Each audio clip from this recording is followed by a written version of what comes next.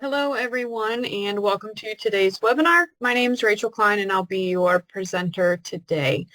Today we are looking at how to create a list of pledgers out of Church Windows donations and then how to export that data out for you to say use in a mail merge or put into some other type of database with their contact information.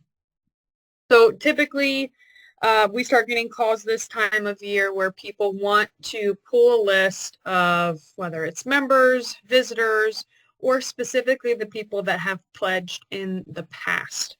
So we're going to go with today a list of people that pledged in 2025 that we can export out to send possible pledge cards to those same people in hopes that they will return the pledge cards and pledge again in the upcoming year. Okay. I'm going to go ahead and open up donations here. All right, so from donations, we are going to actually go up to reports and export up at the top, compare and analyze, and we're going to go with the pledge giving analysis report. There's a couple different reports that you could utilize to get this information out. You could possibly even run this report over in the membership module. The reason why I like to use or run this report in donations, specifically with the pledge giving analysis report, is that it looks at who's checked gives with family. So if you have a couple, they're both checked gives with family, you're going to get them listed just once on the report itself with that mailing label name, which is going to be their family name. So if you're pulling information out, I feel like this is going to be the best report. Because you're not going to get, the husband listed once with their pledge amount and then the wife listed once with their pledge amount like you would over in membership. Okay. All right. So from here, we're going to do the giving and pledging analysis. Under the giving and pledging tab where it says giving include, I want to leave that to all. If you were to choose only those who gave, it might omit some pledgers who have made a pledge but haven't actually given to their pledge yet. Maybe they wait till the end of the year in December to make that donation. So we're going to leave giving include to all. We're going to leave this as an and then we're going to choose only those who pledged. Okay, so this is going to get us a true representation of only those who pledged, regardless of whether they've given or not. Now over to the right, you can also adjust your date range if you want to. You can go back a couple years. You can go over multiple years if you want to. I'm going to leave it just for people who have pledged in 2025 for this criteria. You do also have some other options to specify certain types of pledgers or those who have met or haven't met their pledges. Maybe you want to pull a list of people who haven't met their pledges yet. At some point, you could do that by unchecking these boxes over here on the right. But for now, for today's example, we're going to leave that as is. I am going to go to the Givers tab. I want to make sure I'm including people with or without a giver number. I'm going to include all of my categories because it's only going to pull people who've pledged regardless of their category. And I'm also going to check to include donations individuals and donations group givers. These are people that just exist over on the donation side, not over in the membership side. But again, it's only going to pull those people that pledged in 2025. You can go to the Accounts tab. So if you have multiple pledge campaigns and you only want to pull people who pledged to a specific pledge campaign, you could use the campaign drop box or simply move the account over to the right. If you just want anyone who's pledged, regardless of what they've pledged to, we don't need to change anything here. Next is the Columns tab. So this is where we tell the software, okay, for these people that I picked, for my pledgers, what information do I need to see about them? Okay, and if you're going to export the report itself, there's going to be some more beneficial fields that you can use than if you were just going to print the report out. Okay, so let me show you those. Giver name up here at the top. This is either going to print their individual name if they're not checked gives with family, or it's going to check that mailing label name from membership if they are checked gives with family. Giver includes the name and their giver number. So it would be giver number first and then name. So that's up to you if you want to include both. If you do, use giver.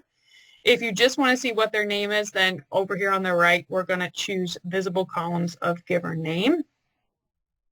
I'm actually going to get rid of these bolded fields. These are line item fields, so they're going to give us more detailed information, and we don't really need that for this example of the report, specifically since we're going to pull the data out in this example.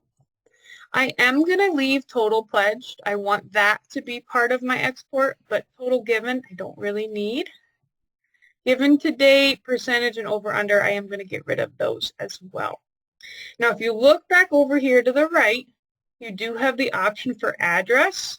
I'm going to push that over. I want that included. This is especially helpful if you're going to do like a letter mail merge, or you're going to print to labels or something like that. Within the merge, you can include their address. There is also a salutation.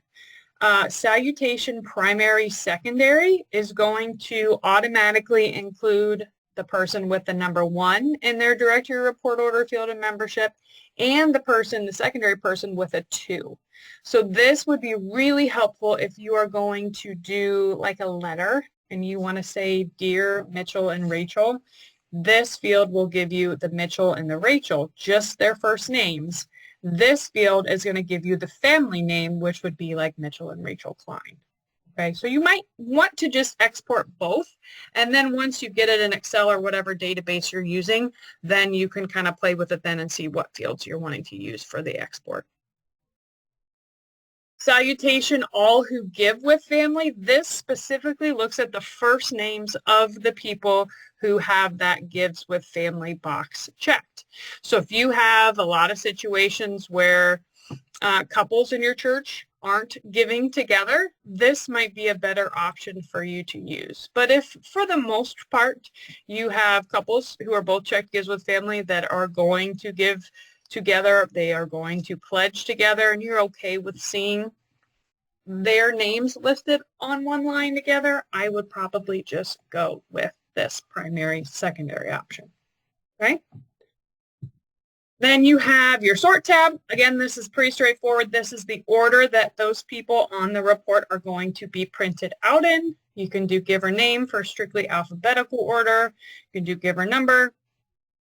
You could even do by total pledged and then do descending, and then that'll put your top pledgers up at the top if you want to. We'll go back to giver name. We just want A to Z here. And then there's a fonts and additional options tab if you want to include membership category or the D indicator. Again, this is up to you, but for an export, not super crucial. Okay, so I'm going to go ahead and hit print first, just so you can get an idea of what the report is going to look like. A lot of times I'll tell people when they're doing an export, just print the report first.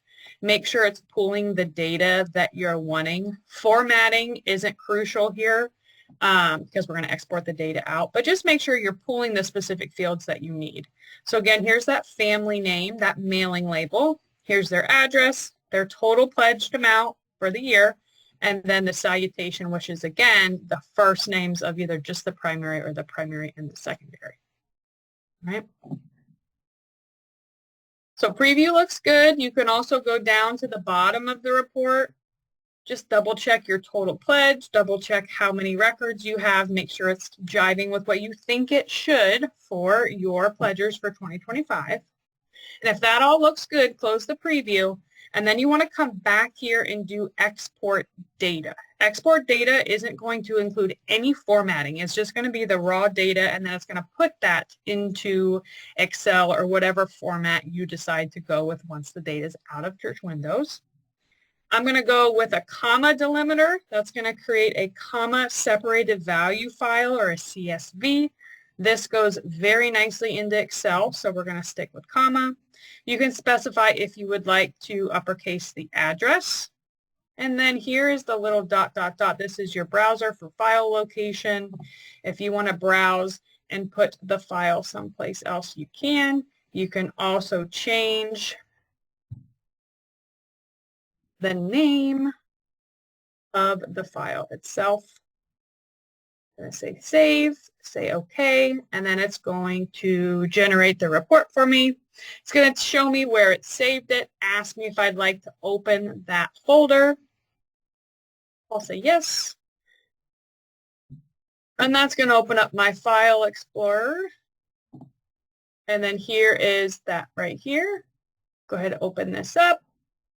And that is then going to give me an example of that report. Let's minimize this.